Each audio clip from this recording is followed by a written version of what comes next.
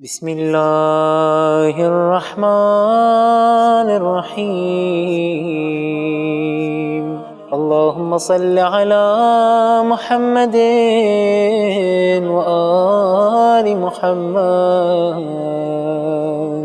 اعوذ باللہ من الشیطان اللعین الرجیم۔ بسم اللہ الرحمن الرحیم۔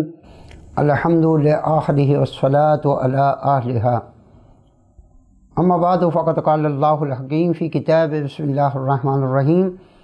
شہر رمضان الذی انزل فیہ القرآن۔ محترم ناظرین و سامعین، اولاً آپ کی خدمت میں السلام علیکم ورحمۃ اللہ وبرکاتہ۔ میں سید نادر عباس زیدی قائم ٹی وی کے توسط سے آپ کی خدمت میں حاضر ہوں۔ ماہ مبارک رمضان کا یہ پروگرام، اور اس میں ہر پروگرام میں ہم نے وظائف کی جو اہمیت اور کیا وظیفہ ہم اپنے دعاؤں میں اور کیا چیز اپنے ان وظائف میں جو ہے وہ شامل کر سکتے ہیں، ان کی طرف بھی جو ہے وہ توجہ دلائی اور بیان کیا۔ آج کا اس پروگرام میں ہم شبہ قدر سے متعلق ذرا عرض کریں گے کہ شبہ قدر میں اولاً غسل ہے ان شبوں میں، اور 2 رکعت نماز ہے کہ ہر رکعت میں الحمد کے بعد 7 مرتبہ سورہ توحید ہے۔ دعائے جوشن کبیر کے پڑھنے کا بہت ثواب ہے ان شبہ قدر میں۔ ان شبہ قدر میں خصوصی طور پر جو 23 کی شب ہے اس کے اعمال بھی زیادہ ہیں کہ وہاں سورہ مبارکہ دخان، عنکبوت اور روم کی بھی تلاوت کا جو ہے وہ حکم ہے کہ ان 3 سوروں کی تلاوت جو ہے وہ کی جائے۔ خود دعائے جوشن کبیر، جوشن کہتے ہیں کڑی کو، زنجیر کو، یعنی یہ ایک سلسلہ زنجیر ہے دعاؤں کا، اور شاید ہی کوئی ایسی دعا ہو کہ جو اس میں نہ ہو، چاہے وہ دنیاوی امور سے متعلق ہو، اخروی امور سے متعلق ہو۔ کتنے ہی امراض کی دعائیں اس میں ہیں۔ دعائے جوشن کبیر کی اہمیت ہے کہ ان شبوں میں ان دعائے جوشن کبیر کو جو ہے پڑھا جائے۔ پڑھنے کا ایک الگ اثر ہے، سننے کا ایک الگ اثر ہے، اور تعویذ بنا کر لٹکانے کا اس کا ایک اپنا اثر ہے۔ جو چیز پڑھنے کا اثر رکھتی ہے اس کی بات ہی کیا ہے۔ لہذا جوشن کبیر کا ہر بند کہ سبحانک یا لا الہ الا انت الغوث الغوث خلصنا من النار، یا رب جب ہم پڑھتے ہیں تو گویا ایک بند ختم ہو گیا، یعنی گویا وہ ایک مکمل تعویذ کی حیثیت رکھتا ہے کہ اس کو پڑھا جائے۔ کہیں پر عمر کے طولانی ہونے کی دعا ہے، کہیں پر آنکھوں کی چشم کی دعا ہے، کہیں پر کمر کے درد کی دعا ہے، کہیں پر مختلف امراض کی جو ہے وہ اس میں دعائیں ہیں، اور تقریباً 20 سے 22 یا 25 دعائیں تو ایسی ہیں کہ جو ہمارے جسم کے امراض سے متعلق ہیں۔ دنیاوی امور، اخروی امور سے متعلق جو ہے وہ دعائیں ہیں۔ لہذا جوشن کبیر کو ان شبوں میں جو ہے خصوصی طور پر جو ہے وہ ضرور اس کی جو ہے وہ تلاوت جو ہے وہ کی جائے۔ پھر اس کے ساتھ ساتھ استغفر اللہ کی تسبیح ہے، استغفر اللہ ربی و اتوب الیہ 100 مرتبہ، اور 70 مرتبہ بھی استغفر اللہ و اتوب الیہ، 70 مرتبہ اس کی وہ تسبیح ہے، گویا 70 مرتبہ اس کو پڑھا جائے۔ یہ شبہ قدر حقیقتاً مقدرات کی شب ہے کہ ان شبوں میں تقدیرات کا فیصلہ ہوتا ہے، وہ لکھ دی جاتی ہیں۔ اور ماہ مبارک رمضان کا یہ امتیاز ہے کہ اس ماہ مبارک رمضان میں خصوصی طور پر آخری عشرہ جو کہ عتق من النار کا عشرہ کہلاتا ہے، یعنی 21 سے لے کے 30 تک یہ عتق من النار کا عشرہ ہے۔ عتق من النار سے مراد یہ ہے کہ یعنی اب تک اگر کوئی 20 رمضان تک اپنے آپ کو خدا نخواستہ جہنم سے آزاد نہ کرا سکا تو یہ 10 دن خصوصی طور پر جو ہے وہ دیے جا رہے ہیں اتقم من النار کے،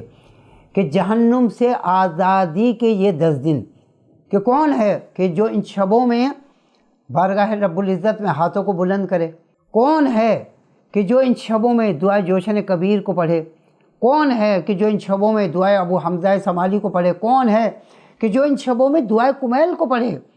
اور دعائے کمیل کے دیکھیں اس وقت وہ الفاظ مجھے یاد آ گئے، قائم ٹی وی کے توسط سے عرض کرتا چلوں کہ وہاں پر شروع ہی میں مولائے متقیان،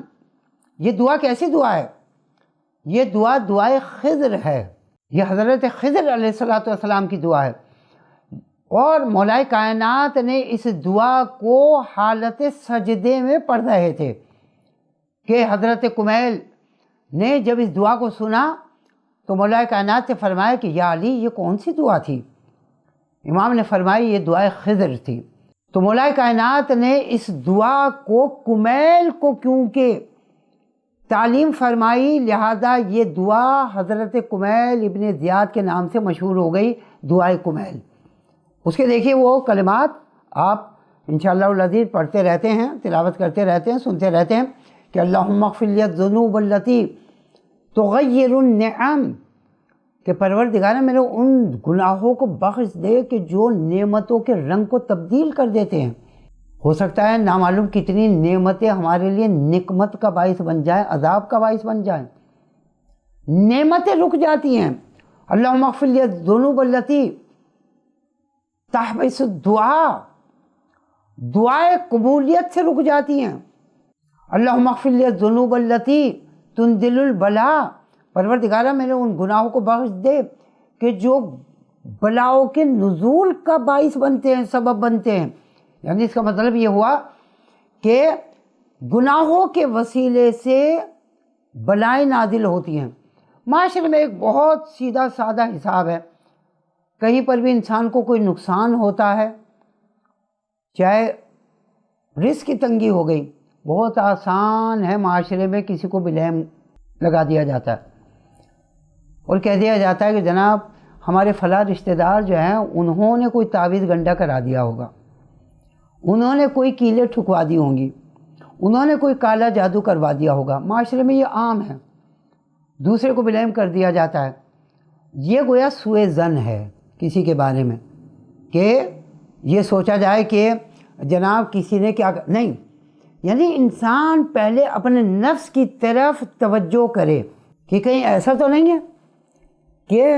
میرے کوئی گناہ ایسے ہوں کہ جس کی وجہ سے رزق کی برکتیں جو ہے وہ اٹھ گئی ہوں، کہ اللہم اغفر لی الذنوب التی تنزل البلاء، اللہم اغفر لی الذنوب التی تحبس الدعا، اللہم اغفر لی الذنوب التی تغیر النعم۔ کتنے کلمات ہیں مولائے کائنات کے اسی دعائے کمیل میں کہ پروردگارہ میرے ان گناہوں کو بخش دے، ان گناہوں کو بخش دے۔